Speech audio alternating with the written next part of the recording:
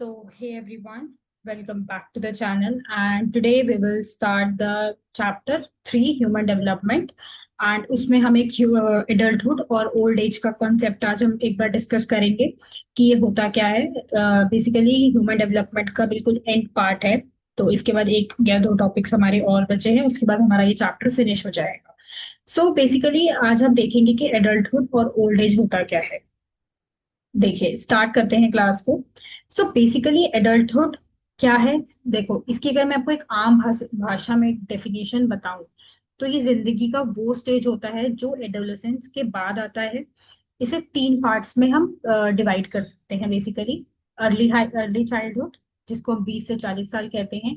Middle childhood, जिसे हम 40 से 65 ईयर्स कहते हैं। और एक लेट चाइल्डहुड आता है जिसे हम 65 मतलब लेट एडल्टहुड आता है, दैट इज 65 प्लस। ओके। तो कहीं ना कहीं फिजिकल डेवलपमेंट अर्ली चाइल्डहुड में, मतलब आपकी जो बॉडी है अपने पीक कंडीशन में होती है, यानी कि ताकत और हेल्थ बेस्ट होती है एकदम, ठीक है। मिडिल एडल्टहुड में धीरे धीरे जो बॉडी है उसमें चेंजेस आने लगते हैं, जैसे कि आई साइट थोड़ी सी वीक होना, स्टेमिना कम हो जाना। और वहीं अगर मैं लेट चाइल्डहुड के बारे में बात करूं तो कहीं ना कहीं एक फिजिकल डिक्लाइन होता है और हेल्थ प्रॉब्लम्स ज्यादा शुरू होने लगते हैं, जैसे कि हम देखते भी हैं, है ना।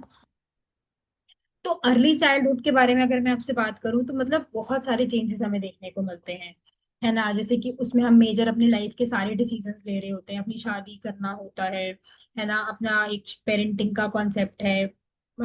ये उसी एज में मैरिज हो रही है, उसी एज में आपके बच्चे हो रहे हैं। तो बेसिकली आपकी लाइफ का जो बहुत इंपॉर्टेंट पार्ट है, this is your early days of your adulthood basically, right.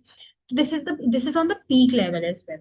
तो कहीं ना कहीं ये बहुत इंपॉर्टेंट है। जब मैं मिडिल एडल्टहुड के बारे में बात करती हूँ तो आप अपने करियर पे ज्यादा फोकस कर रहे होते हैं, अपने बच्चों को बड़ा करने में। और उस एज में आपकी एजिंग होना स्टार्ट हो जाती है, या आम भाषा में कह सकते हैं कि हम बुढ़ापे की तरफ जाने की एक प्रोसेस में होते हैं, है ना। तो एरिक्सन स्टेज क्या कहता है यहाँ पे, जेनरेटिविटी और स्टेग्नेशन, मतलब कि कहीं ना कहीं desire to nurture the next generation and give back to society. यहाँ पे आप नई नेक्स्ट जनरेशन को तैयार कर रहे होते हैं सोसाइटी में, मतलब खड़ा करने के लिए। और कहीं ना कहीं उसको तैयार करने के लिए कि भाई आने वाले टाइम में वो कैसे अपनी लाइफ के साथ कोप अप करेगा, राइट, है ना। तो एक मिडिल चाइल्डहुड एक इंसान की लाइफ का बहुत इंपॉर्टेंट पार्ट है, जहाँ पे आपकी कॉग्निटिव एबिलिटीज स्टेबल होने लगती हैं, बट आपकी जो स्पीड है वो घटने लगती है। बिकॉज आप अपने अर्ली मतलब मिडिल चाइल्डहुड की तरफ होते हैं, जिसे आप आम भाषा में कह सकते हैं कि आप अपने बुढ़ापे की तरफ बढ़ रहे हैं। बुढ़ापा आया नहीं है बट बढ़ रहे हैं।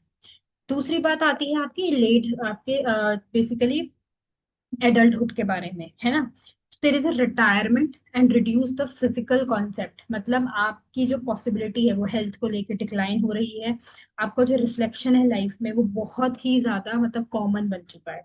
अब आप किसी और के ऊपर इमोशनली डिपेंड हैं क्योंकि आप अपनी चीजों को नहीं कोप अप कर पा रहे हैं। देर इज अ इसमें भी अगर आप इरिक्सन के स्टेज को समझते हैं, इंटीग्रिटी एंड डिस्पेयर, मतलब कि individual reflect on their life, मतलब आप जहाँ पे थोड़े से सेटिस्फाई भी हैं और कहीं ना अपनी लाइफ में थोड़ा रिग्रेट भी कर रहे हैं कि काश मैंने ये कर लिया होता, काश मैंने अपनी लाइफ में ये चीज ना की होती। तो एक तो सेटिस्फेक्शन भी है, बट कहीं ना कहीं एक लाइफ में एक रिग्रेट भी रहता है कि शायद ये किया होता, तो ऐसे हो जाता है ना। तो this is the basic development. तो अगर मैं ओल्ड एज के बारे में आपसे बात कर रही हूँ तो ओल्ड एज एक ऐसा प्रोसेस है जहाँ पे मतलब एक होता है ना कि आपको बहुत सारी चीजें देखने को मिलती हैं। जिंदगी का वो स्टेज जो इंसान 65 ईयर्स या उससे ज्यादा का हो जाता है बेसिकली। आपके फिजिकल चेंजेस में, आपके बायोलॉजी में, सब में चेंजेस आते हैं। मोबिलिटी में प्रॉब्लम है, कमजोर मसल्स है, हियरिंग में प्रॉब्लम है, क्रॉनिक डिसीजेस आ रहे हैं, अर्थराइटिस है, डायबिटीज है, बहुत सारी प्रॉब्लम, इवन हार्ट प्रॉब्लम भी है। कॉग्निटिव चेंजेस में क्या होता है, मेमोरी वीक हो सकती है, आपकी प्रोसेसिंग स्पीड स्लो हो सकती है, कुछ लोगों को मतलब डिमेंशिया हो जाता है, अल्जाइमर जैसी चीजें होती है, मतलब वो चीजें भूलने लगते हैं, है ना। लेकिन कई लोग अपनी नॉलेज और इमोशनल स्टेबिलिटी को मेंटेन करके रखते हैं। क्या तो उनका स्टार्टिंग से लाइफस्टाइल वैसा होता है, या फिर उन्होंने वैसा एक स्लॉट अपनी लाइफ में जिया होता है ना। फिर अगर मैं साइकोलॉजिकल एस्पेक्ट के बारे में बात करूं तो रिटायरमेंट के बाद सोशल रोल थोड़ा सा बदल जाता है। अपनों को जाने मतलब होता है ना, उस स्टेज में बहुत सारे लोग अपनी लाइफ से जा भी चुके होते हैं, लोनलीनेस भी फील होती है ना। कहीं ना कहीं एक सोशल सपोर्ट, हॉबीज और एक मीनिंगफुल एक्टिविटीज बहुत इंपॉर्टेंट है एक मेंटल हेल्थ के लिए। एजिंग की कुछ थ्योरीज आने स्टार्ट हो जाती है बेसिकली। आप कहीं ना कहीं डिस एंगेजमेंट थ्योरी के बारे में अगर मैं बात करूं तो मतलब बुढ़ापे में लोग अपने सोशल रोल से धीरे धीरे अलग हो जाते हैं।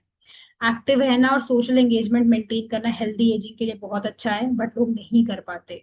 दूसरी बात, अपने पुराने हैबिट्स और लाइफस्टाइल को कंटिन्यू करना एक पॉजिटिव हैबिट मतलब एक पॉजिटिव सेंस डालता है अगर हम करते हैं।